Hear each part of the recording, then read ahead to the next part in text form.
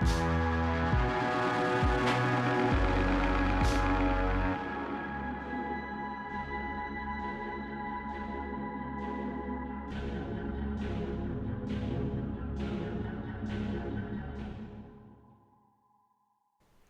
à tous, bienvenue dans ce 37e live où j'ai le plaisir d'accueillir aujourd'hui Sullivan Rouault. Il est directeur de collection de Mangetsu et iComics et il vient vous parler aujourd'hui de ses dernières parutions maison avec en ligne de mire les chefs-d'œuvre de Junji Ito, tome 1, et les Tortues Ninja Classics, tome 3, qui viennent d'arriver sur les tables des librairies. Salut Sullivan. Salut! Coucou Thomas, il existe en vrai. Les chefs-d'œuvre de Junji Ito, il est beau. Il est arrivé hier, c'est ça, ou avant-hier? Il est sorti hier, il est arrivé, nous, il y a une quinzaine de jours, là, et il y a eu un petit suspense dessus par rapport à la crise du papier qu'on a en ce moment. Et ouais. Enfin, nous, c'était la crise du carton, en l'occurrence, sur celui-ci. Et il aurait pu sortir le 8, et on a tout fait pour tenir le premier, et on est content d'avoir pu tenir le premier, voire même, certains lecteurs ont pu l'acheter, j'ai vu un peu en avance, Ouais. donc techniquement, il est sorti en novembre, ce qui me fait plaisir, parce que ça fait un report moins grand, puisqu'il devait sortir au départ entre début novembre et mi-novembre, quoi. Et on va traverser l'Atlantique ensemble plusieurs fois, entre le Honshu et la Californie, entre Tokyo et New York, à travers ses livres et séries.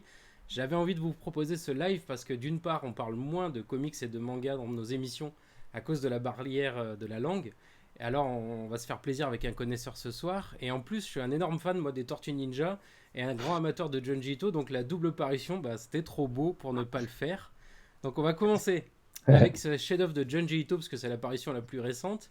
Donc on Tout à fait, trouve ouais. dans cette anthologie 10 histoires présentées et commentées par l'auteur. Est-ce que tu peux nous en dire un peu plus pour présenter ce recueil? Non, simplement, Junji Ito, il est connu certes pour certains personnages comme Tomie ou Soichi, ou certains one-shots comme Spiral ou Gyo ou Sensor, où on va en reparler tout à l'heure. Mais aussi, en fait, c'est un maître absolu de la nouvelle. C'est un bonheur de lire ses nouvelles puisque c'est quelqu'un qui a énormément d'idées, énormément de concepts différents en tête, et il arrive vraiment à les mener à bien chacun. Et il s'avère que dans un cas d'une republication au Japon, dans une collection qui s'appelle Les chefs-d'œuvre de Junji Ito, enfin les Junji Ito Masterpiece Collection pour être tout à fait précis. Asahi, son éditeur original, a compilé en fait certaines nouvelles. Et nous, on a choisi l'appellation des chefs-d'œuvre de Junji Ito, puisque en l'occurrence dans celle-ci, l'auteur les avait sélectionnés lui-même et commentés lui-même effectivement. Donc à chaque fois, pour chaque nouvelle, on a un texte qui nous explique d'où lui est venue l'idée, et puis quelques recherches graphiques et quelques notes derrière, ce qui permet de voir aussi un petit peu comment il travaille. Et c'est assez génial du coup, on le sait, hein, il est très, c'est un peu un adepte du script post-it comme on appelle ça, et derrière c'est très enlevé, et il voit où l'histoire le mène et tout ça. Et personnellement, les chefs-d'œuvre, ça fait des mois et des mois que je le répète, mais pour moi c'est le bouquin de Junji Ito qu'il faut avoir dans sa bibliothèque, puisqu'en fait c'est un truc qu'on peut filer à tout le monde, à part aux âmes vraiment trop sensibles, mais les nouvelles ça peut parler à tout le monde, ça se lit à des rythmes très différents et tout ça. Il n'y a pas ce côté un peu fleuve et très cyclique qu'on a dans Tomie. Sensor est quand même une œuvre qui est beaucoup plus récente et tout ça, et donc là on est vraiment allé puiser dans son âge d'or et dans son passé du début des années 2000. Et voilà, c'est un petit bonheur parce que dedans il y a notamment Un rêve sans fin, La lignée, Les ballons pendus, Le vieux vinyle, vraiment des nouvelles cultissimes de l'auteur. Et il est très content de ce qu'on fait sur la collection, et nous on est très content de travailler avec lui. Et, ça appelle du coup un tome 2 qui sortira en février 2022, tout début février 2022, donc ça va venir assez vite en fait. Et où on aura aussi un préfacier, enfin une préfacière en l'occurrence, ce sera Magla. Là on avait Al 236 qui est un bon ami. Et puis toujours avec l'analyse de Morlian, toujours 10 nouvelles, toujours commentées par l'auteur, toujours sélectionnées par lui-même. Plus du côté vraiment shoujo, parce qu'il faut savoir que l'horreur au Japon, ça a connu vraiment son essor en manga dans des magazines shoujo. Donc un peu plus issu du shoujo, et avec toutes les thématiques que ça peut comporter, hein. Puis le shoujo est extrêmement vaste, mais il y aura notamment La femme limace et plein d'autres nouvelles absolument incroyables aussi. Et il sera vert, du coup, la dorure sera verte. Là, on a choisi une dorure bleue pour celui-ci, et la prochaine sera un vert un peu bouteille et tout. Pareil, avec une couverture qui est un espèce de montage en fait de ces 10 nouvelles qu'il a réalisé il y a quelques années. Et voilà, j'ai trop hâte, c'est trop bien de voir la collection Junji Ito s'agrandir petit à petit. Au bout de 3, là, ça commence à faire vraiment une petite collecte. Donc j'ai hâte d'avoir les prochains, que ce soit les chefs-d'œuvre ou Frankenstein ou Soichi ou Zone Fantôme, et j'en passe quoi.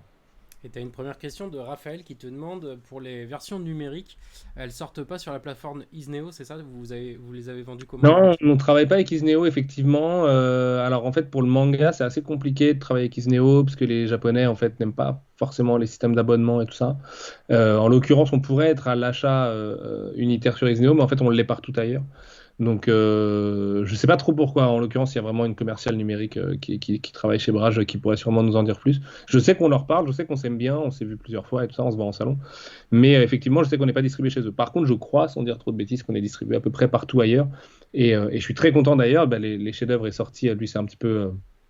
Pas tellement fait exprès, mais sortir en avant-première en numérique le 24 novembre, donc la date de sortie initiale, enfin ce qui avait été déjà repoussé, mais voilà. Et parce qu'en fait, on a mis du temps à trouver le bon script pour bien gérer la trame en numérique, et là on l'a trouvé, et du coup je trouve vraiment nos ouvrages en numérique très très beaux. Je veux dire, la trame ne bruite pas et tout ça, il y a un script super cool qui est posé par-dessus. Et avant, c'était voilà, c'était un peu, c'était pas optimum, raison pour laquelle on avait repoussé le lancement du numérique, on n'arrivait pas à trouver la bonne solution. Il faut savoir que le manga, c'est pas forcément facile à traiter, notamment au niveau de l'impression aussi. On a des imprimeurs qui gèrent ça très bien et d'autres pas du tout, donc on peut pas faire du manga chez tout le monde. Et voilà, là c'est bon, donc je suis content qu'on ait un catalogue numérique qui voilà, ressemble à ce qu'on fait aussi en papier à côté. Et tu as une question de Rob qui revient sur les compilations de nouvelles. Est-ce qu'il y en aura d'autres? Est-ce qu'il y aura toutes les nouvelles de l'auteur? Ou pour l'instant, c'est les chefs-d'œuvre, ça va être un diptyque et après tu verras pour la suite? Bah, il n'y aura pas toutes les nouvelles de l'auteur, ça c'est sûr, puisque Delcourt va aussi publier un recueil de nouvelles, je pense, l'année prochaine, qui sont de ces nouvelles Shogakukan, du coup, qui sont en partie dans Gyo, mais pas seulement, avec notamment, j'ai plus le nom français de la nouvelle, mais sur le mec qui vit dans la chaise, qui est la première nouvelle de l'histoire, et puis une autre avec des rétros dans les rues de Tokyo, qui est assez rigolote aussi. Donc nous, on n'aura pas toutes les nouvelles, il y en aura d'autres, effectivement. Par exemple, Frankenstein, c'est une histoire qui fait 250 pages, mais après, on a 150 pages de nouvelles, donc on a, je sais plus, entre 3 et 5 nouvelles dans Frankenstein, il me semble. Et il y en aura nous sur tout notre parcours de Junji Ito qui va faire une vingtaine d'ouvrages, il y en aura quasiment tout le temps en fait des nouvelles, à part peut-être sur des one shot très spécifiques, mais même Soichi techniquement c'est un recueil de nouvelles puisque c'est un personnage qu'il a parcouru toute sa vie et sur lequel il est revenu de temps en temps et tout, donc c'est pas une histoire d'un bloc sur laquelle il serait concentré pendant 1 an et demi par exemple, mais oui il y en aura beaucoup, il y en aura beaucoup. Moi Et j'adore ça, les nouvelles d'Ito, je suis vraiment fan, c'est ça qui m'a fait tomber amoureux de lui et du coup je suis très client quoi. Tu te prends 30 pages, tu es dans une terreur absolue à la fin et je sais qu'il y a des gens qui en lisent une par jour, c'est donc ils veulent binger le truc, enfin tu vois, c'est cool aussi de voir comment les gens abordent la chose. Et puis il y a une vraie intellectualisation autour de son travail aussi qui est à faire et qui est faite, j'espère aussi, on essaye nous, et qui puise quand même vachement dans les nouvelles parce que dans les nouvelles voilà, il teste tellement de choses, quoi. Vraiment, il teste, quoi. L'épidémie dans les chefs-d'œuvre, elle va marquer tout le monde. Chez moi, la relecture, c'était désagréable. Alors que Ito, d'habitude, je prends un malin plaisir, presque sadique parfois. Là, l'épidémie, j'étais là, il fallait s'accrocher, quoi. Et c'est tellement différent du reste et tout. Donc, c'est vraiment un lieu parfait pour qu'il puisse s'exprimer dans tout ce qu'il a de plus zinzin, quoi. Et justement, on peut parler de ça dans ta collection Ito. Tu as voulu que la collection s'ouvre avec une préface, tu en as parlé, mais aussi un gros dossier. Donc c'est Morolian qui les signe. Est-ce que Ouais. ça, c'est une pratique que tu avais envie d'initier spécialement pour Ito, mais est-ce que tu pourrais la développer pour d'autres auteurs un peu patrimoniaux ou auteurs établis? Bah, j'aimerais bien la développer pour d'autres. À vrai dire, il y a des négociations qu'on n'a pas réussi à mener à bien parce qu'on est encore une jeune maison et voilà, la dure réalité du marché ne cesse de me le rappeler. Mais donc il y en a où j'avais un plan entier avec voilà, des curateurs d'exception et tout, mais qu'on pourra finalement pas faire, donc c'est dommage. C'est un truc que je réserve, en fait, c'est un peu un traitement que je réserve à des projets édito exceptionnels parce que c'est un temps fou pour tout le monde. Vraiment, il y a un travail énorme, parce qu'on n'en parle pas. Mais voilà, à côté, Anaïs, elle reprend la trad à zéro. Martin, il reprend le lettrage à zéro. On a Nadège qui nous fait des relectures vraiment aux petits oignons 3-4 fois sur l'ouvrage. On a Carole aussi qui travaille dessus le reste du temps. Pauline, notre agent, qui travaille énormément, tu vois, pour le moindre détail et tout. Le bonheur, c'est qu'en fait, avec Asahi, on s'entend vraiment divinement bien. Mhm. Ce qui est hyper agréable avec des Japonais, d'avoir un plug direct, tu vois, et de pouvoir se parler et se dire quand c'est bien et tout ça. Donc eux, ils sont ravis. Après, les préfaciers, je t'avoue, c'est difficile. Faut savoir donner envie. C'est plus facile quand on a fait venir deux trois pour faire venir les 4, 5, 6, 7. Enfin, voilà, je pense que j'annoncerai bientôt les noms de 2022 et je suis vraiment hyper fier des gens qui vont signer des préfaces sur la collecte.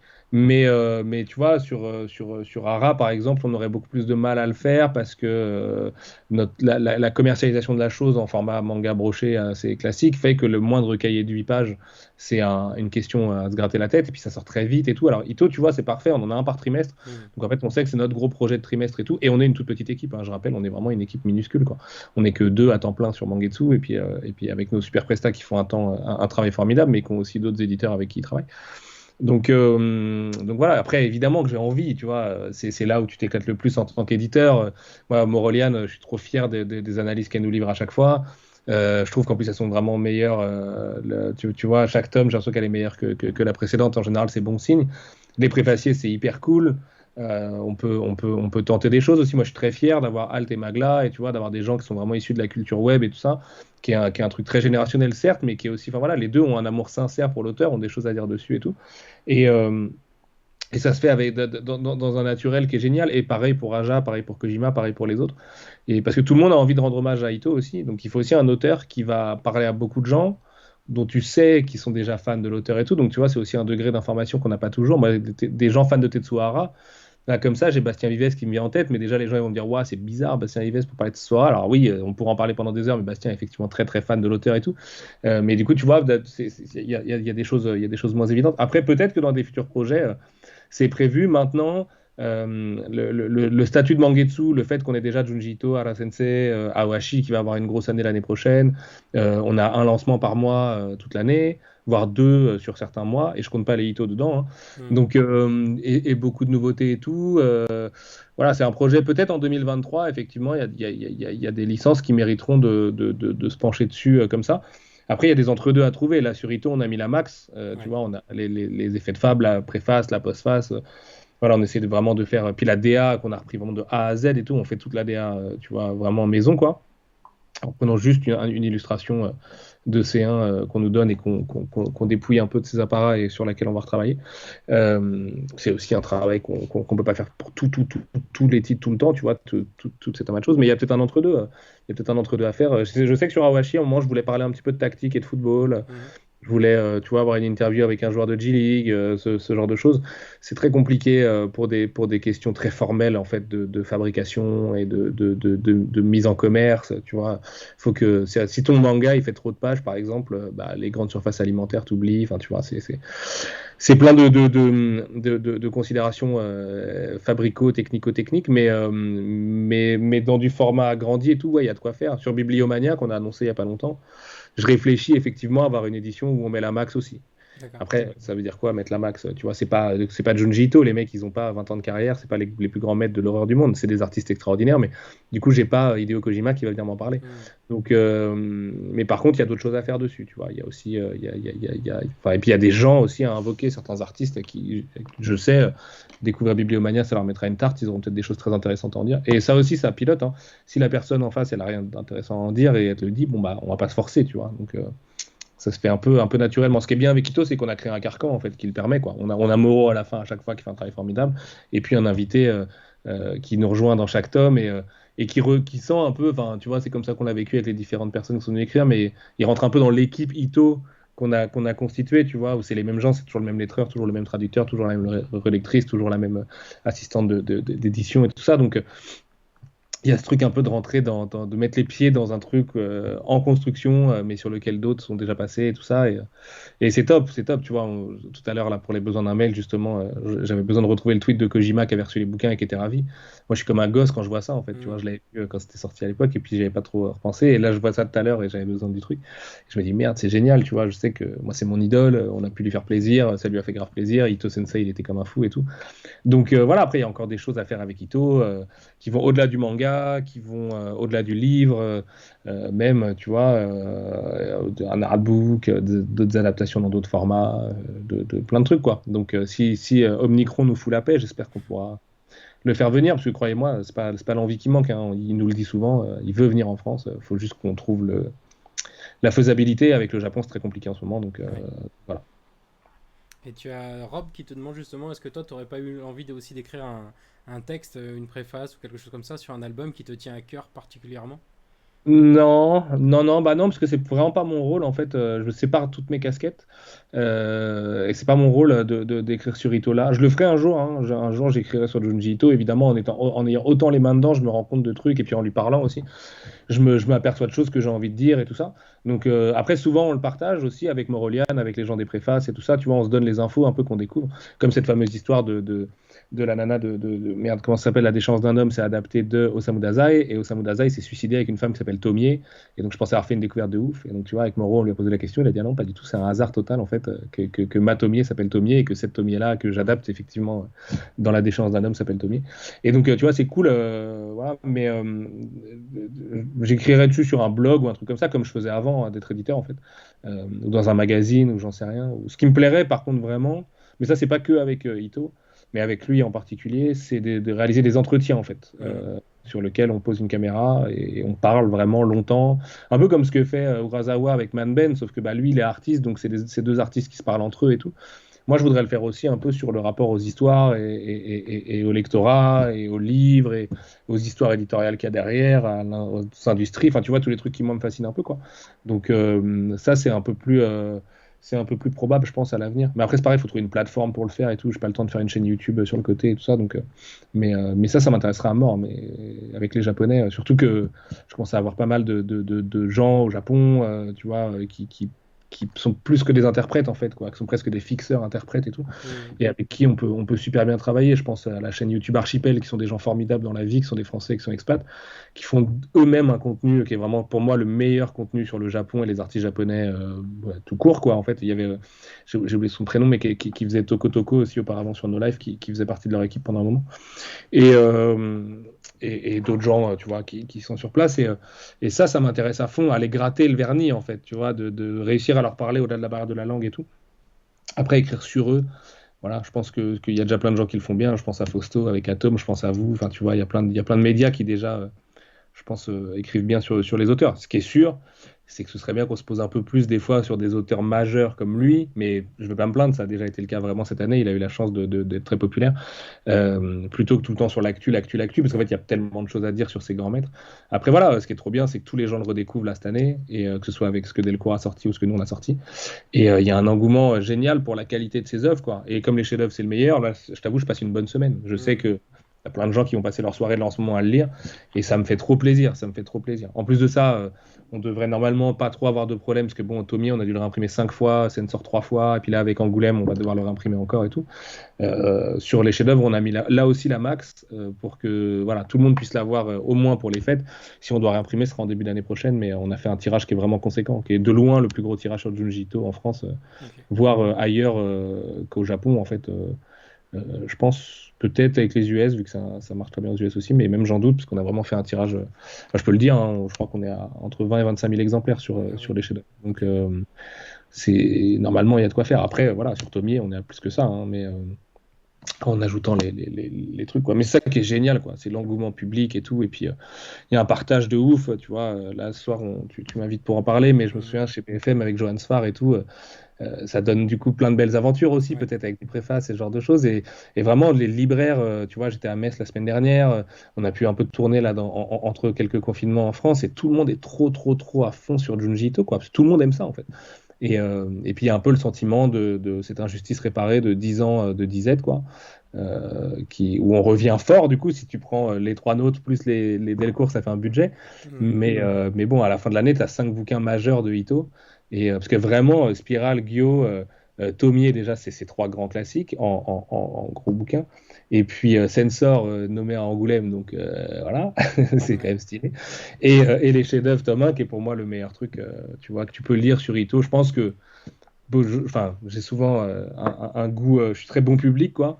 En général, les préférés des gens, c'est les chefs-d'œuvre et Spirale, quoi. Et moi, c'est le cas, hein. Pour moi, c'est les deux, ces deux bouquins-là, c'est les deux trucs, tu vois, qu'il faut absolument lire, quoi. Ouais, je suis assez d'accord. Puis Sensor aussi, qui est la nouveauté aussi inédite, avec un peu des nouvelles approches, des nouvelles thématiques. Sensor, c'est différent Pas parce mal, que ouais. c'est bah, déjà du Ito très moderne, donc à abandonner ses planches et son dessin traditionnel pour le numérique. C'est un carnet de voyage au départ qui mute en un truc, mais ça c'est un peu l'histoire de sa vie. De toute façon, voilà, il va toujours là où ses histoires le mènent. Et en fait, c'est un très bon résumé, très dense et très court de ce qu'Ito sait faire. C'est-à-dire, t'as un peu du Ito Lovecraft, cosmico-Lovecraftien, un peu du Ito vraiment creepy, tu vois, micro-creepy, quoi, avec des insectes, des trucs, du Ito vachement psychologique, beaucoup de torture, tu vois, de body horror et trucs. et avec quelque chose qu'on lui connaissait pas, qui était un aspect spirituel, qui moi me touche à mort en fait vraiment, le fait de savoir que son histoire a été un chemin et que ce chemin l'a mené littéralement sur l'histoire du chemin de croix et du rapport à Dieu et tu vois aux énergies noires et machin tout ça. Je trouve ça fascinant parce que c'est aussi voilà, Ito il a de la bouteille hein, s'il fait une histoire comme ça à 60 ans, c'est pas pour rien quoi. Tu vois, j'y vois un peu, j'y fais des parallèles avec des Scorsese, des Ridley Scott et tout qui ne cessent de revenir à ça tout le temps. Et à la fois, euh, tu vois, c'est juste un résumé finalement. Il va pas, il va pas aussi loin que dans certaines nouvelles ou comme il peut le faire sur des œuvres fleuves à la spirale ou quoi. Donc, mais je suis trop content que les gens l'adorent et vraiment, en plus, on a dégainé le cheat code parce qu'on a mis la dorure dorée et dans l'édition, tout le monde sait que c'est le cheat code, tu vois. Donc, ça, je pense que ça a joué chez tout le monde. Et il est hyper abordable. Je veux dire, par rapport justement à tous les effets luxe qu'on a mis, c'est vraiment du luxe à des prix hyper abordables. On est à 14,90 pardon, à moins de 15 euros. Pour un cartonné vraiment comme ça, c'est hyper cool. Et, et il se lit vite et bien. Et souvent, c'est une belle porte d'entrée pour plein de gens chez Ito. Parce que tu sais, Tomier, ça peut faire peur, le dessin un peu à l'ancienne. Spiral, bon, attends, on va aller voir autre chose. Et puis Spiral n'était pas très dispo cette année en librairie non plus. Donc je pense que ça a été une vraie porte d'entrée pour plein de gens et qui c'est trop bien parce qu'elle mène vers deux chemins, elle mène aussi vers Tomier et les chefs-d'œuvre, tu vois. T'as le côté Kyoko Byakuya qui va mener à Tomier et puis le côté cet amoncellement de nouvelles qui forme une histoire qui résonne avec les chefs-d'œuvre, quoi. Donc non, trop bien, trop bien. Puis c'était cool de pouvoir faire du Ito inédit et récent et tu vois qui date de 2018 et tout. C'est pour ça que l'année prochaine on aura Zone Fantôme qui est sorti en 2021 là au Japon et c'est vraiment un truc qu'on veut garder. Le côté, vous avez des classiques, vous avez des nouvelles, mais vous avez aussi ce qui continue de produire puisqu'il est toujours à l'œuvre tous les jours derrière ses planches et tout, et rien ne l'arrête et rien ne l'arrêtera. Il est trop content de faire ce qu'il fait, donc voilà, il bosse à son rythme et tout, c'est cool quoi. Mais du coup, c'est top vraiment parce qu'en plus, c'est des bouquins qui sortent chez Asahi. Asahi, on s'entend bien avec eux, comme je t'ai dit. Et on peut suivre ça aussi, nous, en direct, et puis réfléchir à ce qu'on veut faire. Et tu vois, quel préfacier pour coller à cette histoire. Enfin, tu vois, on a une espèce de temps, quoi, tu vois, pour nous, qui joue pour nous, et qui est top, et qui, moi, me permet de savoir ce que sera le line-up 2023, et 24, et 25, et en gros, jusqu'à 2024, qui seront les préfaciers et tout ça. Donc, on a aussi une espèce d'attente, tu vois, on a hâte d'arriver au moment où on sera presque à la deadline de un tel qui excite tout le monde dans l'équipe, et pour pouvoir travailler sur le truc, la mise en page et les machins. Et non, vraiment, c'est un bonheur. Comme je disais, quand on a sorti Tomier, moi, j'avais pas trop eu l'occasion dans ma carrière de toucher à des toiles de maître, à des trucs qui étaient déjà des classiques avant de les publier. Et peut-être avec Kill Giant, qui pour moi était un classique, mais c'était un classique un peu planqué, quoi, parce que le but c'était quand même de le sortir pour la première fois en entier en français.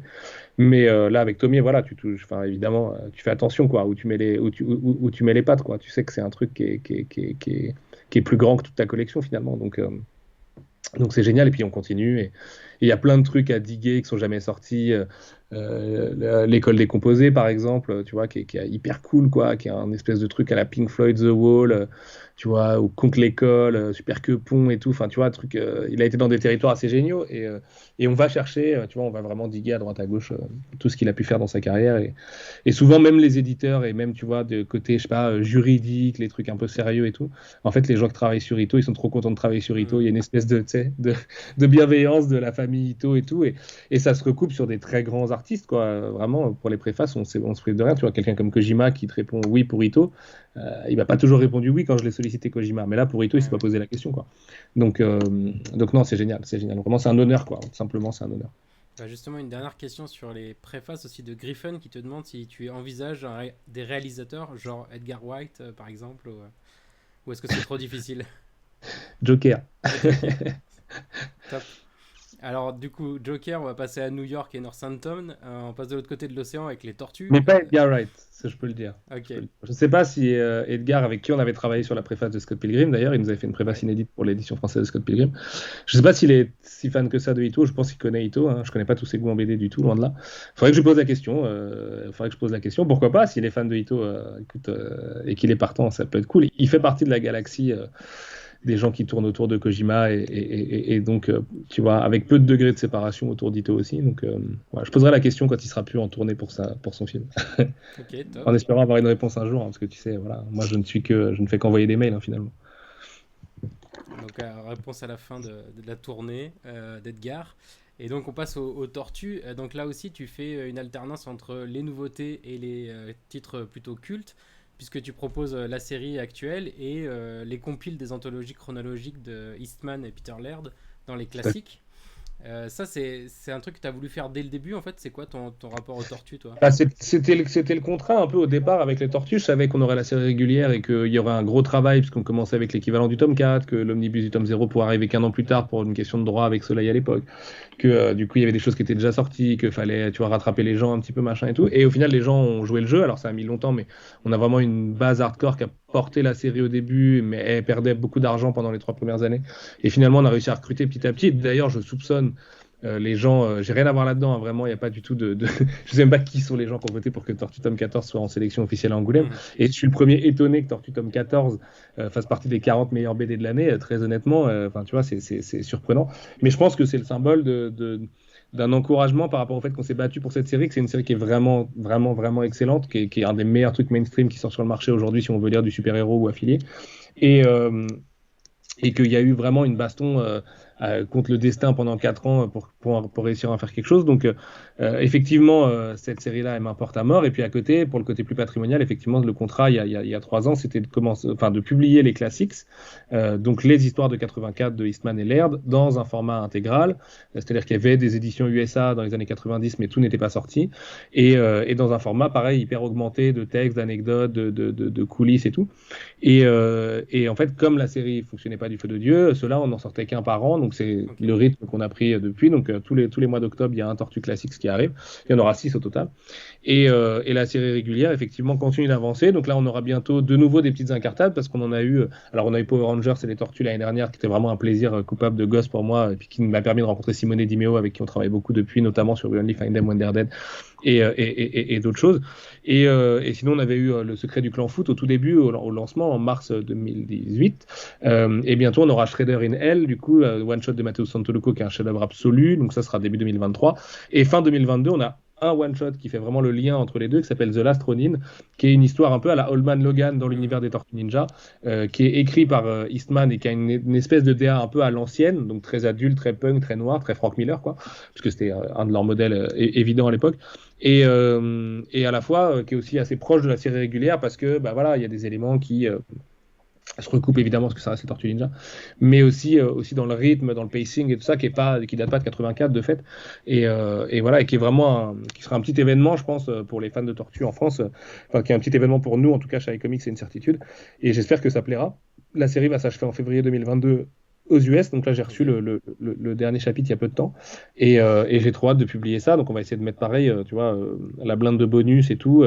Pareil, si le Covid nous fout la paix, ce serait évidemment bien de faire venir Kevin Eastman. Maintenant, je peux le dire, pour Comic Con 2020, c'était prévu. Ok. Comic Con 2021, c'était prévu. Mais bon, bah voilà, la vie a fait que. Et donc, peut-être que dans le futur, on pourra reprendre ces choses-là. Et, et ouais, c'est un petit bonheur les tortues, mais tu sais, c'est ma cour de récré depuis. J'ai l'air blasé parce qu'en fait, bon, déjà, je suis très fatigué en ce moment, mais surtout, ça fait des années qu'on travaille dessus, donc on porte un peu le bébé, quoi, tu vois. Là, le tome 15 va pas tarder à sortir, il devait sortir au mois de décembre, Ouais. mais au final, il sortira début janvier pour surprise des problèmes de carton.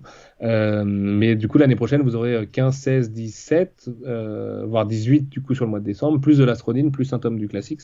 Donc ça va faire un bon programme, sachant que juste après, bah, on renchaîne jusqu'au fameux numéro 100, qui sera au tome 19 pour nous, qu'en tout début d'année, avec Shredder in Hell en même temps et tout. Donc on va revivre un petit peu la boucle qu'on a ouverte, enfin on va refermer la boucle qu'on a ouverte en 2018, et quid d'un reboot de la numérotation une fois qu'on a dépassé le tome 100 et que, en gros, le statu quo de la série et les artistes changent. Ouais. Bah, on y réfléchit, voilà, on y réfléchit. C'est peut-être quelque chose à faire, peut-être pas quelque chose à faire, je sais pas. Mais en tout cas, clôturer la série là où elle est, ça nous permettra aussi de la republier en format intégral. Il y a un format que tout le monde connaît chez IDW qui est magnifique, un peu agrandi, avec des couvertures sublimes et tout, qui reprend, je crois, des triples tomes ou des doubles tomes, Mhm. et qu'évidemment, on aimerait pouvoir faire dans le futur, mais pour ça, il faut s'arrêter un jour, parce que du coup, ça reste une série qui est pas facile à porter sur le marché. Je sais pas du tout ce que la sélection Angoulême va changer, tu vois, en termes de vente, en termes de hype, en termes de trucs. Mais si ça peut aider encore des gens à la découvrir, c'est charmé parce que c'est vraiment une excellente série qui est tout public en plus, et sur lesquelles on s'éclate vraiment, pareil, toute l'équipe, tu vois, de trad, de lettrage, à l'édito et tout, vraiment on s'amuse trop avec les tortues. Enfin, c'est notre enfance, quoi, tu vois, on est tous nés à la fin des années 80 dans l'équipe, donc forcément on a grandi avec, quoi. Et tu as une question de Nicolas qui revient sur les éditeurs japonais. Est-ce que il te demande comment tu es arrivé à les convaincre quand tu arrives avec ton projet de Mangetsu? Est-ce que tu as une anecdote croustillante un peu? Ouais, mais c'est un peu toujours les mêmes anecdotes du coup, donc je suis désolé pour les gens qui les ont déjà entendues, mais pour les convaincre, en fait, bah, tout bêtement, je me suis présenté, j'ai pris des rendez-vous, j'ai fait un très beau PowerPoint en anglais qui présentait Brajlon, notre diffusion, les licences qu'on travaillait, notre distribution, voilà, et j'en passe. Puis je suis allé les rencontrer à Tokyo 2 fois, enfin 3 fois, du coup, si on prend la globalité des allers-retours et des gens que j'ai vus pour ce projet. Et pour les convaincre, en fait, à chaque fois, c'était différent. Chaque série, t'as pas le même discours. Chaque projet est différent. Ito, par exemple, c'est Asahi. Asahi, ils font quasiment que Ito, en gros, à part d'autres auteurs de leur magazine d'horreur. Mais du coup, c'est pas la même chose qu'aller voir Shogakukan ou Shueisha, qui travaillent déjà tous avec les éditeurs français et chez lesquels tout le monde se sert déjà et tout. Donc, non, l'anecdote croustillante, c'est que Junji Ito, en fait, Monsieur Kogure qui s'occupe de ses droits chez Asahi, on parle pas, moi je parle pas japonais, il parle pas vraiment anglais, donc on avait une vraie barrière de la langue totale dans le rendez-vous, sur lequel en plus j'ai pris la pire ligne de métro de Tokyo à 8h30, donc j'ai vraiment pas touché le sol. J'étais flippé d'être en retard et tout. Enfin voilà, faut pas être en retard en rendez-vous au Japon. Et surtout que le rendez-vous avait été calé un peu en dernière minute et je repartais le soir. Enfin bref. Et en gros, malgré ça, on a cliqué, on se comprenait, tu vois, sur des volontés, des trucs. Puis on avait évidemment des agents pour faire les interprètes, hein, c'était pas la langue des signes non plus. Hein. Mais c'était dingue, c'était que moi j'avais une bonne intuition pendant le rendez-vous, et à la fin du rendez-vous, il me serre la main et puis il dit en japonais, du coup, à l'agent qui me le traduit ensuite, bon bah voilà, tu as les droits de tout Junji Ito chez Asahi, je te fais confiance, on vous suit. Et c'est parti, quoi. Tu vois, on va drafter les contrats et c'est parti. Et fais du bon travail et fais ce que tu m'as dit que tu allais faire. Et voilà, après, est-ce qu'on a fait tout ce que j'avais dit? Oui, j'avais annoncé vraiment la couleur de ce qu'on voulait faire. Et ils sont très contents aujourd'hui. Et voilà, c'est la raison pour laquelle on a une bonne relation. Mais ça, c'est un truc qui arrive jamais au Japon. L'anecdote, elle est surtout là-dedans. Jamais de la vie, tu as une réponse comme ça, de but en blanc, quand tu viens juste de rencontrer quelqu'un au bout d'une demi-heure. Loin de là, même. Les négos au Japon, ça peut prendre jusqu'à 1 an et demi, quoi, pour un bouquin. Donc là, avoir 20 bouquins d'un coup comme ça, c'était juste de la folie, quoi. Et je leur remercie vraiment chaleureusement parce que voilà, c'est devenu depuis quelqu'un dont on est proche et qui est fier de nous et on est fier de travailler avec eux et ils sont hyper humains. Et enfin, tu vois, c'est vraiment pas la World Company et tout. Enfin, ils ont un truc ils sont très proches des bouquins et pourtant, ça y est, c'est une marque de bière au départ. Hein. Mais bon, ils ont aussi le plus grand journal du Japon. C'est pas juste de la bière, mais voilà, c'est vraiment, c'est surtout de ça dont je me souviens, de vraiment très anecdotique, quoi. Et pareil, t'es allé chercher Tetsuo Hara aussi, c'était quelque chose que tu visais, t'es arrivé avec un gros dossier, tu t'es dit tiens, ça jouait aussi comme autre pilier. Bah, Tetsuhara, en fait, ouais, moi je suis fan, donc je souffrais à mort que Soten soit, enfin, du coup à l'époque ça s'appelait Fist of the Blue Sky, chez Panini ne soit jamais arrivé au bout, et puis dans une édition qui était un peu so-so. Keiji chez Saka, moi j'arrivais pas à les racheter chez les vendeurs d'occasion, puis sur le net ça me fait chier, Press Minister et tout, enfin tu vois, c'est relou, tome par tome et tout, enfin il y a des séries, c'est vraiment trop dur à reconstituer parce que c'était des petits tirages à l'époque. Il s'avère qu'il a sa propre boîte, en fait, il est son propre patron, Tetsuhara, il a récupéré tous ses droits chez Shueisha et compagnie, avec Tsukasa Ojo de City Hunter. Et Ahmed de Kiun, qui est un bon ami, m'avait dit, mais tu verras, ils sont trop bien cette boîte, c'est trop cool de bosser avec eux, enfin, c'est lunaire, ils sont pas du tout dans le quartier des éditeurs, ils sont vraiment loin dans un super beau quartier avec un petit bureau, ils ont une équipe hyper jeune, ils sont speed, tu vois, c'est cool, quoi, il y a vraiment un truc, c'est frais, quoi, c'est vraiment l'adjectif commun, c'est frais. Mhm. Et bah lui, c'était chasse gardée avec City Hunter, mais il s'avère que moi, je suis pas un méga fan de Tsukasa Ojo, donc ça m'arrangeait. Par contre, effectivement, il y avait un vrai gap sur Hara, et je voulais avoir quelqu'un d'autre que Ito, je voulais avoir quelqu'un aussi qui correspond à mes goûts vachement plus shonen, et de mes goûts de dessin aussi, puisque Hara, voilà, aujourd'hui, c'est surtout un pilier dans l'histoire du dessin du manga, je pense qu'on le retiendra comme ça surtout. Mhm. Et donc Bonheur, pareil, on a aussi pris Shiroran chez eux et on va vraiment continuer à travailler avec eux dans le futur de manière assez intense. Shigahime vient de chez eux aussi et voilà, c'est une boîte vraiment qu'on adore, quoi. Et pareil, qui a le même truc ils ressemblent pas aux autres, quoi. Tu sais, ils sont un peu dans leur coin, font leur petit truc et tout. Et moi, j'adore ça. Enfin, tu vois, ça nous ressemble à nous aussi, parce que chez Brage, on est un peu comme ça par rapport à la grande lessiveuse de l'édition traditionnelle, quoi. Elle est très industrielle. Et donc voilà, le mariage était évident et pareil, mariage hyper réussi aussi, tu vois, que ce soit sur Tetsuhara ou sur Chihoran, ils sont très contents de ce qu'on fait. Quand on fait de la dorure sur Chihoran, ils hallucinent. Enfin, tu vois, on est le premier pays qui a sorti de Chihoran en dehors du Japon, donc ça les a touchés beaucoup qu'on aille chercher cette série. Et puis voilà, c'est un bonheur de bosser avec eux. Vraiment quoi. Mais c'est aujourd'hui où on a eu pas mal de déceptions là, dans des négos qu'on a tenté depuis un an, que Ouais. je me rends compte que c'est un miracle d'avoir eu Tetsuhara et Junji Ito. Alors après, ça s'explique. C'est multifactoriel, mais ça s'explique quand même. C'est-à-dire qu'à l'époque, c'était pas encore la ruée vers l'or du manga pour les éditeurs. Je veux dire, le marché était en train d'exploser au Japon quand moi j'y étais. Enfin, en France, en 2020, donc pas 2021 qui va être la nouvelle année record. Et du coup, tout le monde n'a pas eu le réflexe tout de suite de se dire, OK, bon, qu'est-ce qu'on va déterrer, tout ça. Là, aujourd'hui, toutes les séries que vous rêvez de voir publiées depuis 20 ans qui sont en rupture, à part si l'ayant droit japonais ne veut pas, en fait, pour plein de raisons qui leur appartiennent, elles vont toutes ressortir là dans les 2-3 ans à venir. Enfin, vraiment, c'est vraiment l'image de la ruée vers l'or. Et là, il y a une botte de paille sur les fonds de catalogue, tu vois, qui passent. Donc tout le monde se bute aussi sur la nouveauté, Ouais. mais voilà, c'est hyper cool. Qui aurait pu prédire que Banana Fish ferait 50 000 exemplaires cette année, que Eden ressortir. Moi, tu vois, c'est deux séries que je voulais faire chez Mangetsu à l'époque. J'avais halluciné quand j'avais fait les offres, qu'on m'ait dit non, bah désolé, en fait, l'éditeur veut le récupérer, il y a une antériorité et tout ça, donc on peut pas, machin, merci beaucoup. Mais je suis trop content, tu vois, de voir que ça ressort. 20, l'édition, elle est magnifique. Vraiment, moi, je milite pour dire que Panini fait un travail formidable en 2021. Mm.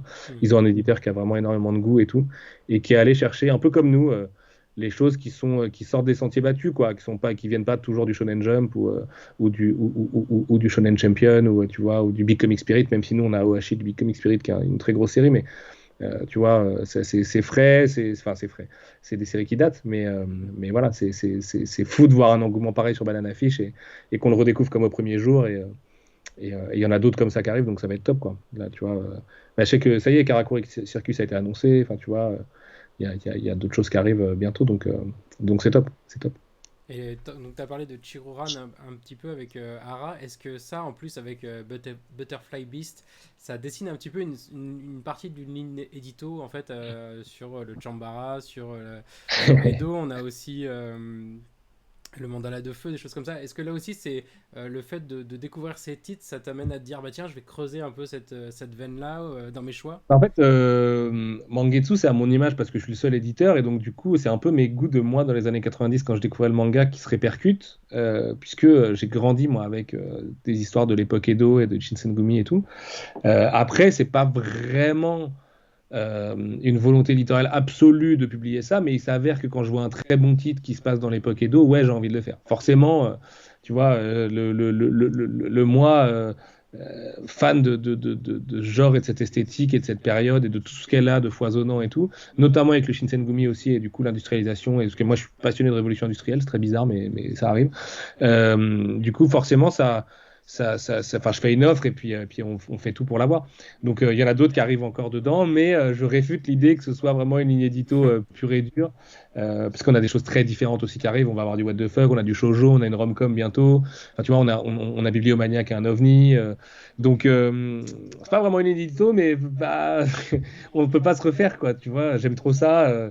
J'aime trop ça. Il y a des occasions de bosser avec des auteurs que j'adore. Moi, Yuka Nagate, j'étais fan. Eiji Hashimoto de Chihuran, j'hallucine. Et je pense vraiment que c'est un mec qui mérite de bosser, tu vois, sur des titres ultra, ultra populaires dans le futur. Un peu comme on le voit avec des Yukino Butatsu et ça, des mecs qui ont grindé un peu l'industrie avant de trouver soit, tu vois, la bonne série, soit le bon mentor pour vraiment ou le bon tanto aussi pour les aider. Mm.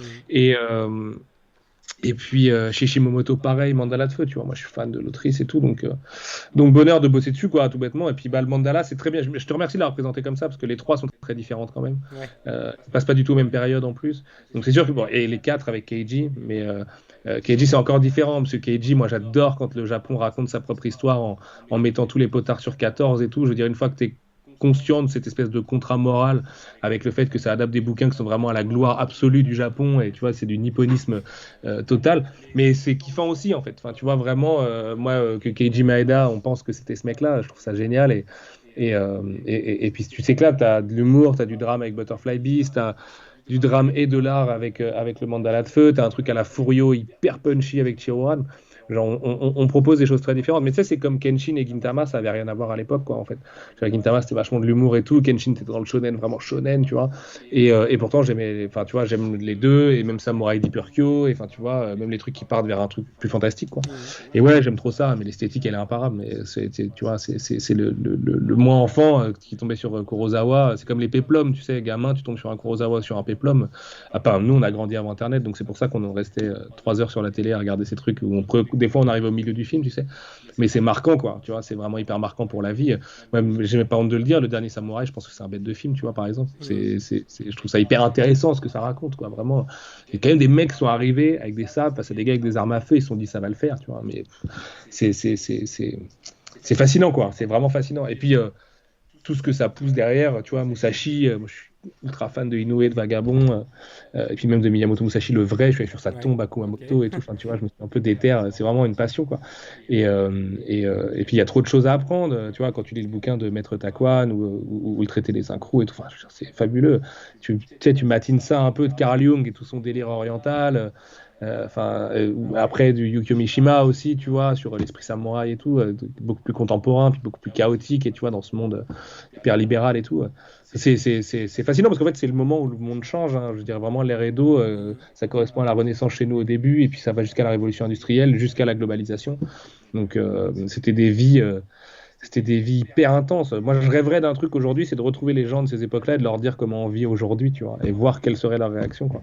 Parce que c'était une autre définition du pourquoi, de la spiritualité et tout ça. Donc voilà, on essaie d'explorer ça du mieux qu'on peut, quoi. Mais bon, je pourrais pas faire. Malheureusement, je pourrais jamais faire Vagabond comme je l'entends, parce que je pense que Delcourt Toka me le lâchera pas celui-là. Mais voilà, il y a des trucs fabuleux à faire. Enfin bref, il y a peut-être d'autres qui arrivent aussi, tu vois, dans le futur. Je t'avoue qu'à chaque fois que je vois passer les titres, l'autre jour, je vois un truc passer sur l'histoire de Toshizo Hijikata, donc littéralement la même chose que Chiro One. J'ai hésité à faire une offre. Là, je me suis dit, bon, non, j'arrête, c'est abusé. On va pas non plus raconter tout le temps la même histoire avec des points de vue différents. Mais en plus, au Japon, en ce moment, ils sont dans un Shinsengumi Revival de malade. Je veux dire, tous les éditeurs ont une série sur le Shinsengumi. Et le Shinsengumi, c'est pareil, tu peux explorer le truc dans tous les sens. Mater des docus sur YouTube, je vous jure, il y a des docus de ouf sur le Shinsengumi. C'était vraiment des fêlés, quoi. Mais des bons fêlés, quoi. Des mecs. Tu vois, c'était leur vie, quoi. Souvent, je me projette, je me dis merde, c'est leur vie, quoi. Tu vois. Et puis, c'est trop beau le Japon, enfin, tu vois, les cerisiers, la cérémonie du thé, l'alcool, les quartiers réservés, l'ordre, le respect, les duels. Enfin, tu vois, il n'y a rien de plus romantique que ça, quoi. Et comme en Europe, on a aussi connu des trucs qui sont assez semblables, tu vois, notamment que le Japon a passé colon et que nous aussi. Il y a des résonances, mais ça m'emmerde de plus parce que ça vient de chez nous, donc quand ça vient de chez les autres, ça me dérange moins, tu vois. Enfin, il y a le c'est plus filtre, exotique, ouais. quoi. Donc, Et du coup, je te parle ouais. aussi de ces veines un peu édito qui sont donc à partir de tes coups de cœur, parce que si on retraverse l'océan côté comics, on a aussi deux lignes un peu qui se dégagent. Tu as un volet un peu cosmique avec Skyward, Invisible Kingdom, We Only Find Them, Then They Are Dead. Et le côté un peu monstre avec Et Invisible Republic, j'y tiens Ah quand oui, même, qui était une des Invisible premières Republic. séries qu'on a publiées, qui était de la SF pure et dure, quoi, même de la hard science presque.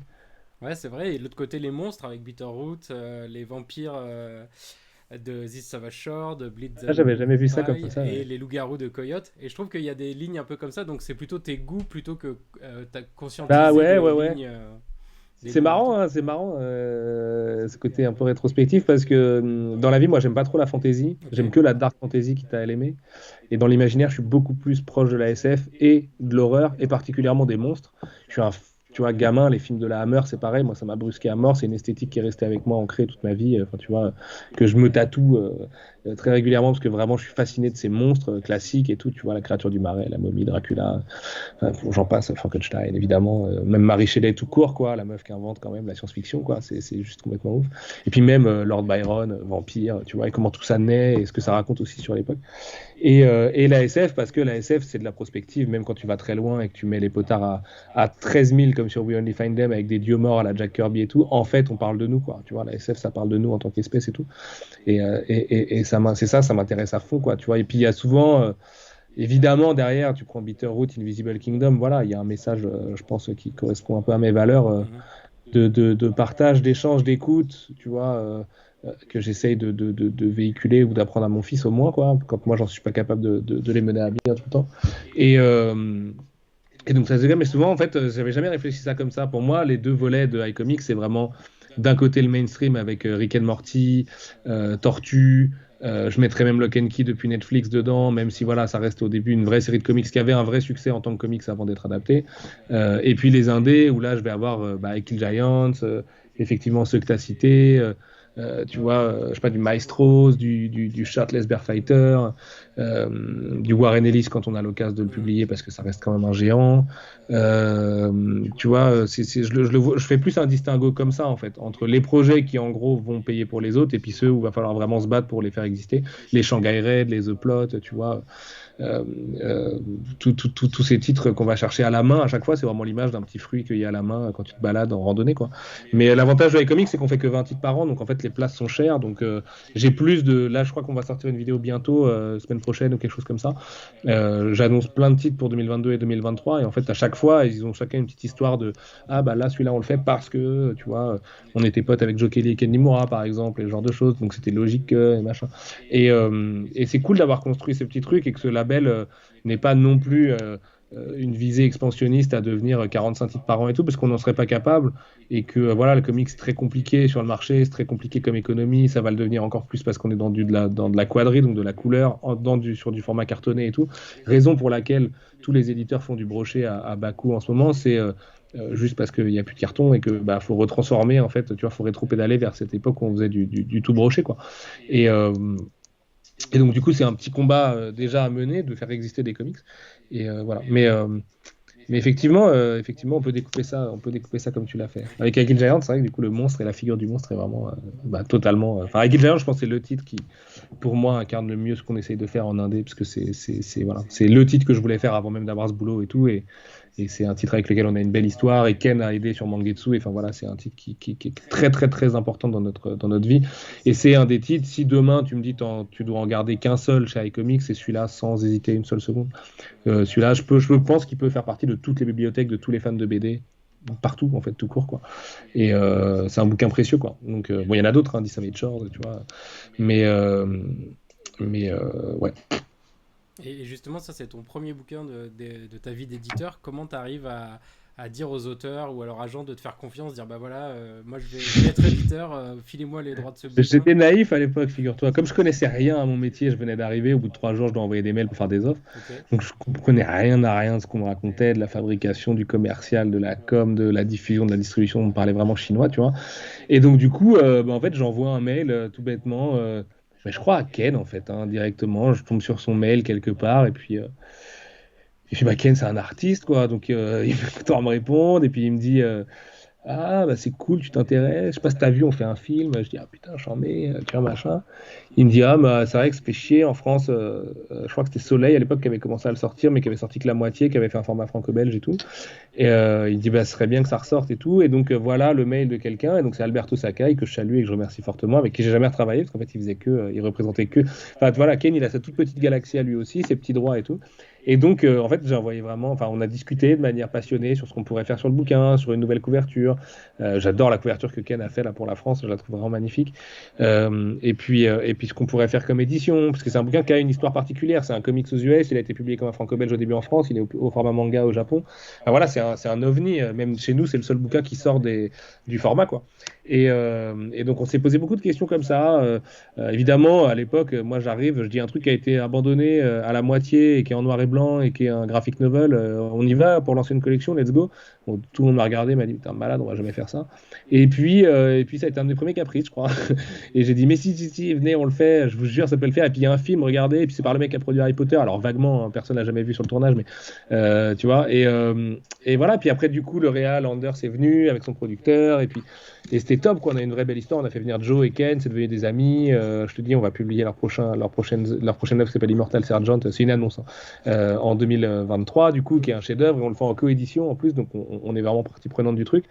Et voilà, mais c'était vraiment naïf. Hein. Je trouve un mail enfin voilà, l'auteur il veut bien me répondre quand je lui parle sur internet.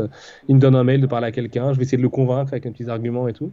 Et puis évidemment, bon, j'avais des collègues qui avaient déjà fait ça quand même. Hein, donc ils me disaient tiens, là pour l'avance, on pourrait mettre ça, machin, ça. Et donc ça a été aussi un des titres où j'ai appris un peu mon métier de c'est quoi une avance, c'est quoi les conditions d'un contrat, comment on draft un contrat, etc. Et ouais, titre hautement particulier forcément. du coup, j'en profite juste avant de poser ma prochaine question pour dire qu'il reste 10 minutes. Ça fait déjà 50 minutes qu'on est ensemble. Donc n'hésitez pas si vous avez vos dernières questions à les mettre dans le chat. Je Euh, parle trop encore. non, mais moi j'ai une autre question aussi. En regardant les titres là pour prendre des coups, pour les afficher à l'écran, je me suis aperçu que j'ai l'impression que tous tes titres comics, ils gardent les titres anglais, il n'y a pas de traduction. Ouais, Et pour les titres ouais, manga, on est sur des titres anglais et japonais avec quelques exceptions. ouais, ouais, Pourquoi ce choix en ouais. fait? Exactement. Pourquoi t'as choisi ça? Bah, déjà parce que traduire en français c'est cringe, j'en parlais Ok. l'autre jour à Simone qui me disait merde, je sais pas pourquoi en italien on a traduit le titre We Only Find Them When They're Dead, ça fait super bizarre pour nous en italien quand on le lit quoi. Donc il y a ce truc tout bête, hein, vraiment, où le français sonne moins bien les trois quarts du temps. Nous les trouvons seulement quand ils sont morts, bon bah ouais. Alors oui on peut faire mieux mais même ce sera toujours aussi, enfin moins efficace que. Même au niveau des acronymes et tout, tu vois, WOFT ça marche beaucoup mieux quoi. Et pour le manga, ça dépend en fait. Ça dépend. C'est très rare qu'on mette des titres français. On l'a fait pour les chefs-d'œuvre, mais vraiment parce qu'on se permet de sortir un petit peu justement de cette. En fait, il n'y a pas de règles. Mais de toute façon, il y a Hmm. peu de règles dans ma manière d'aborder vraiment le boulot. C'est vraiment ce qui est le meilleur pour le bouquin et le meilleur pour la série, et puis le meilleur aussi pour un aspect un peu marketing, un aspect aussi un peu psycholinguistique, comment ça se dit, quoi, tu vois, comment la langue va riper. Aohashi, ça sonne bien, Aoha, tu vois. Et on savait qu'Aohashi allait développer un animé, donc c'était une licence, donc tu vois, traduire Jambe Bleue, ça n'a aucun intérêt. Le jeu de mots, il est double en plus, donc tu peux pas le rendre en français vraiment. Et Shigahime, moi j'adore comment ça sonne, Princesse de Croc, ou tu vois, enfin bref, ça aurait été compliqué. Butterfly Beast, on a traduit en anglais parce qu'en fait c'est Chojun Jitan Butterfly Beast Game, le nom complet en japonais. J'ai adoré le Butterfly Beast à l'intérieur, je trouve ça hyper fort, je trouve l'image trop belle, puis comme elle a un, je sais pas comment ça s'appelle, mais pour s'accrocher les cheveux, du coup, ma chérie me reprendrait, Une épingle. qui est en forme de papillon, enfin tu vois, ça faisait sens, puis on s'est éclaté sur le logo et tout. Donc vraiment, c'est à chaque fois au feeling, en essayant évidemment de pas être off du tout de pas être hors sujet, quoi, tu vois, avec ce qui se passe dans la diégèse du truc. Et pour l'instant, je dois dire que ça nous sourit plutôt, donc c'est cool. Parce que c'est mieux comme ça. Enfin, tu vois, je pense que c'est mieux comme ça. Les comics, c'est mieux quand c'est comme ça. Et je sais que chez personne, il y a vraiment de règles, en fait. Je sais qu'Urban, des fois traduit, des fois non. Mhm. Tu vois, Something is Killing the Children en français, je suis pas sûr que ça donne un truc. Quelque chose tue les enfants, bah ouais, mais bon.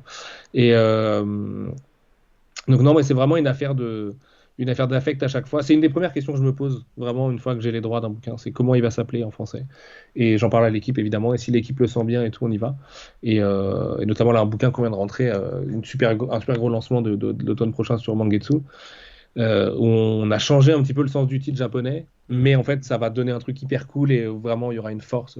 C'est un machin, N, machin, et tu vois, ça va très bien marcher, quoi. Tu vois, les quatre mots, bam, bam, bam, bam. Et voilà, j'essaie de réfléchir toujours un peu comme ça, une espèce de mélange entre le labial, enfin, le look, est-ce que ça s'écrit bien, est-ce que tout ça, quoi.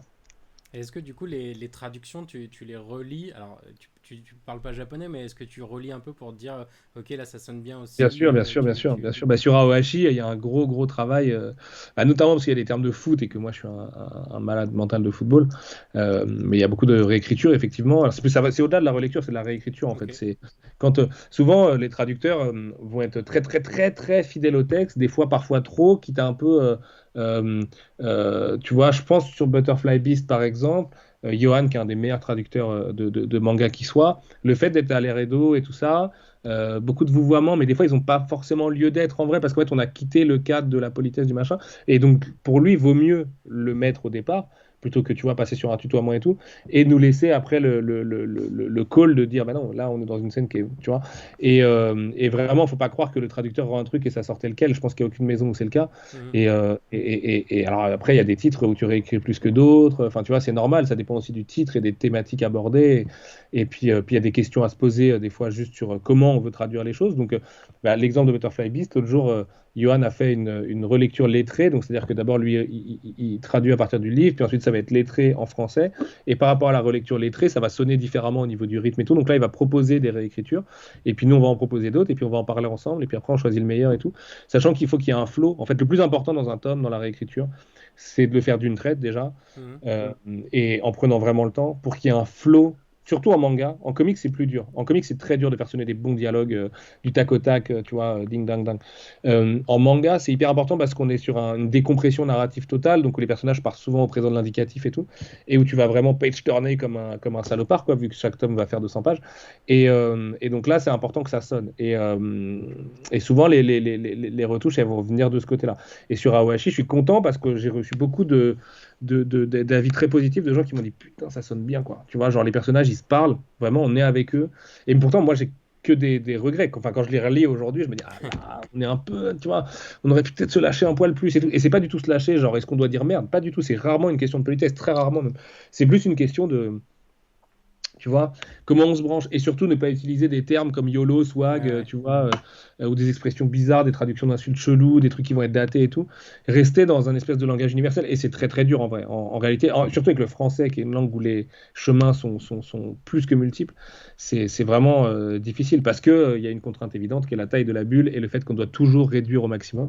Et donc, tu vois, tu changes des verbes, tu vois, tu mets un peu d'impératif des fois, tu fais attention, machin, tu joues aussi avec les bulles imparties et tout ça. Et on a la chance d'avoir des lettreurs fabuleux qui vraiment, pareil, gèrent très bien le tempo. C'est un truc auquel on pense pas quand on lit un manga, mais souvent il y a deux bulles collées pour un seul et même dialogue. À quel moment tu coupes dans la grande phrase qu'il est en train de dire?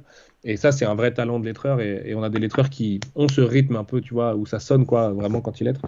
Et je sais que c'est rare que ça m'arrive, mais les Awashi, ça m'est arrivé de les relire, tu vois, le tome 3 parce que j'adore vraiment le tome 3 ou là j'ai relu le tome 6 il n'y a pas longtemps, après passage, après des corrections pour vérifier que tout était OK. Et vraiment, j'étais content, tu vois. J'étais cool, quoi. Cette discussion avec Fukuda, putain, c'est une discussion de série télé, quoi, presque, tu vois, qui serait correctement écrite, quoi. Enfin, c'est l'ambition, en tout cas. Après, je dis pas que, voilà, hein, il y a sûrement mieux à faire, il y a toujours mieux à faire, mais c'est l'ambition qu'on a quand on travaille dessus. Et toujours dans ton côté vidéditeur aussi, tu communiques pas mal dans les vidéos. Pour ceux qui ne te connaissent pas, tu fais beaucoup de vidéos d'annonces ou pour accompagner les sorties. Et il y a quelque chose qui revient souvent, c'est la question du papier. Et on sent que ça revient plus particulièrement sur le manga. Est-ce que là aussi, il y a plus de variations, il y a plus de paramètres que dans le comics pour toi?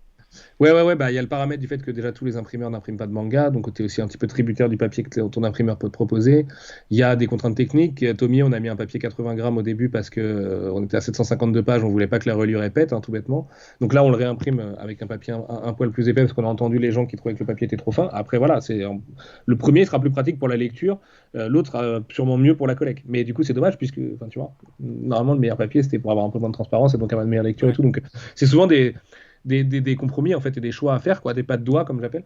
Et en ce moment, il y a un vrai sujet sur effectivement les pénuries de papier et tout, et où le manga est pas mal touché, mais c'est normal, il y a des séries qui sont imprimées à 500 000 exemplaires, donc évidemment, il reste plus beaucoup de papier pour les autres, et surtout tous les gens qui imprimaient en Chine avant sont revenus, et comme Ouais. souvent ceux qui imprimaient en Chine, c'est ceux qui avaient un énorme volume et que le capitalisme a ses propres règles, et bah même si ils sont revenus alors qu'ils avaient enlevé leur business d'Europe avant, bah on leur a grand ouvert les portes et ils passent devant les clients réguliers parce que ils font trop de volume, tout simplement. Donc c'est des commandes énormes. Et du coup, oui, il y a un sujet sur le papier. Après, moi, je trouve qu'on a un bon papier. Je sais que la texture, notamment de nos grands formats, donc tout au bout du quartier, pour la Detective Agency et le Mandala, a un peu troublé certaines personnes avec Mhm. un effet un peu soft et tout, puis qui fait presque peinture qu'aurait séché sur le mandala. Mais ça, c'est avec la femme, on s'éclate vraiment là-dessus. Et on essaye de faire des choses un peu différentes aussi de ce qu'on a pu voir. Après, sur le papier d'Awashi, typiquement, ou sur le carton, enfin, le cartonnage, on appelle ça, donc l'épaisseur de la couverture qui est en dessous de la jaquette, on est dans les standards, on a pris les standards vraiment de ce qui se fait, notamment chez Kiyun en l'occurrence. Je Ok. peux balancer, mais de toute façon, il m'inspire tellement que c'est logique qui m'inspire aussi là-dessus. Et ouais, on essaye vraiment bah, chez Brage, en général, la fab, ça a toujours été un sujet, tu vois. Brage fait beaucoup de beaux livres et tout, donc on essaie de se prendre la tête dessus. Après, voilà, Tomier, oui, le papier était un peu trop fin au début, mais on essaie de se rattraper et vraiment de faire de notre mieux. Et notamment, surtout avec les circonstances industrielles qui sont vraiment complexes en ce moment. Je sais plus, je crois que c'est Steph du Lézard Noir tout à l'heure qui a posté un truc génial, qui est une réponse d'imprimeur où l'imprimeur lui dit, bon, je peux vous garantir ces prix pour 3 jours. Vous avez 3 jours pour me répondre Ah oui, si on lance d'accord. ça ou pas. Parce que sinon, en fait, les prix peut-être demain seront autre chose. Et en janvier, on vous recommuniquera nos nouveaux prix parce que, et vraiment, l'augmentation, je pourrais vous donner des chiffres précis, mais je crois que BFM est en train de faire un sujet là-dessus d'ailleurs qui va être assez intéressant, assez détaillé. 400% d'augmentation quand même une fabrication sur l'année. Donc, si on rajoute à ça la crise des transports aussi, que ce soit les charters avec la Chine pour ceux qui sont encore là-bas, ou la crise des routiers avec le Green Pass en Italie.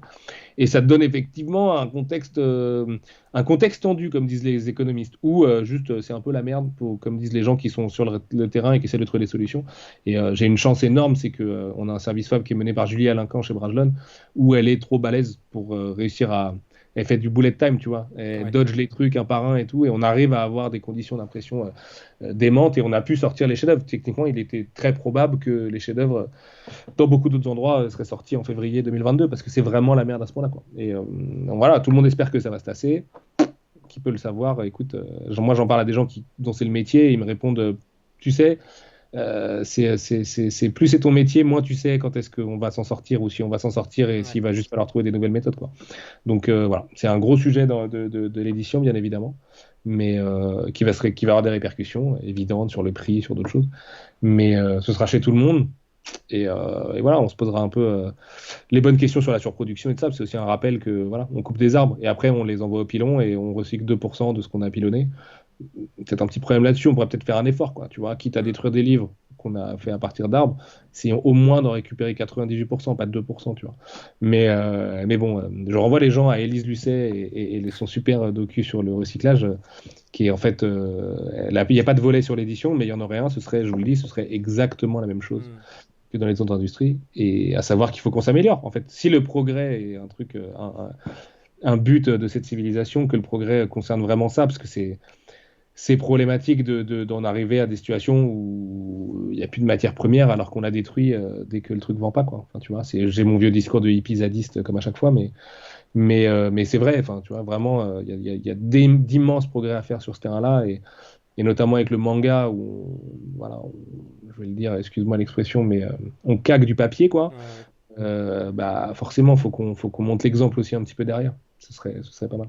Ouais, ça, on aura l'occasion de beaucoup en reparler, je pense, dans les mois à venir. De toute façon, oui, si Angoulême a lieu en janvier, je pense que ça va être le sujet de tout le monde, et que voilà, de toute façon, il y aura des prises de parole des différentes maisons d'édition qui aujourd'hui sont en général maisons d'édition, diffuseurs et distributeurs, et qui expliqueront aux gens pourquoi l'augmentation du prix, parce que ça aussi je peux vous le dire, c'est réel. C'est pas... Il y aura des gens qui en profiteront pour faire des opérations commerciales, puisque le libéralisme est ce qu'il est, mais c'est réel. Vraiment, vraiment, les prix ont implosé, et personne n'ose trop y aller sur l'augmentation, parce que tu vois, personne va être celui qui va dégainer et qui va perdre de 1000 points de charisme, mais c'est inévitable, parce que voilà. Et il faut défendre aussi le fait de pouvoir continuer à faire du cartonné, sinon les comics c'est bye bye. Et je vous jure que les comics c'est une priorité chez personne, hein, tu vois. On appartient tous à des grands groupes, grands groupes, les contrôleurs de gestion, tu regardent de comics, ils font pourquoi vous faites ça en fait? C'est beaucoup de temps pour 2000 ventes quand même votre affaire. Et donc là on leur explique que c'est pas pour ça qu'on fait ça, mais mais oui, le comics c'est quand même quadri plus cartonné, c'est un peu les mots interdits là en 2022. Allez, une dernière question pour conclure cet entretien. Est-ce que tu vas traduire et publier Yukoku no Rasputin de Junji Ito, une série sur un espion nord-coréen que je n'ai jamais en lu. 6 tomes, bien sûr, avec qui est co-scénarisé par je sais plus son prénom à ce monsieur, j'en suis désolé, mais par un fidèle d'Urasawa, avec qui Urasawa a travaillé assez régulièrement pour donner des coups de main. Je ne crois pas. J'ai pas la réponse encore. Évidemment, l'offre a été faite. Je ne crois pas. Je pense que ce sera chez Delcourt. Parce qu'en fait, ça vient de chez Shogakukan. Delcourt a les droits de Ito Shogakukan, et nous, on a les droits de tout le reste d'Ito. Donc, il y a peu de choses chez Shogakukan, mais du coup, c'est chez eux. Et nous, on a beaucoup de choses. Mais du coup, tu vois, c'est un peu notre côté, quoi. Donc, c'est dommage, parce que Rasputin est un personnage fascinant, mais vraiment fascinant, sa mère. Genre, vraiment, un personnage historique, c'est un mec, voilà, tu peux faire des docus de 6 heures sur lui sans problème. Et que c'est une bonne BD. Je l'ai lu, et vraiment, c'est très chouette. Okay. Et c'est du Ito qui est pas de l'horreur, donc c'est un peu surprenant, un peu comme La Déchéance d'un homme, même si La Déchéance d'un homme il va vraiment lorgner du côté de l'horreur. Rasputin est quand même vachement plus prosaïque, quoi. Et voilà, j'espère que ce sera bien fait quand ça sortira en français, surtout, parce que j'ai hâte de le racheter en français court, quoi, comme je peux le faire avec La Déchéance d'un homme, ou tu vois les autres choses qui sortent ailleurs. Eh ben, parfait. Ben, un grand merci, Sullivan, pour avoir répondu à toutes ces questions. Bah, merci à toi, Et Thomas, et puis merci au chat du coup pour les petites ouais, questions. merci à tous pour toutes vos questions. Si vous voulez en savoir plus sur Sensor, sur les chefs-d'œuvre de Ito, ou même sur Spiral, il y a des articles sur Bubble pour chaque bouquin. Vous avez des coups de cœur à retrouver. Si aussi vous voulez regarder les tortues, ou si la plupart des titres qu'on a évoqués en comics aussi sont chroniqués sur Bubble, vous pouvez en savoir plus. Donc n'hésitez pas à aller fouiller. Si vous avez manqué le début, il y a un replay du live, donc vous pouvez tout revoir.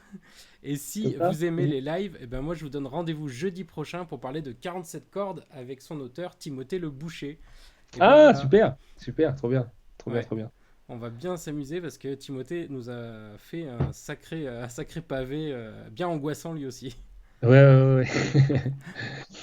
Donc top, Bon, bah, bonne trop bien. soirée à Merci tous. Thomas, merci Thomas, Merci à bientôt. Ciao, et ciao. ciao, à bientôt. Ouais.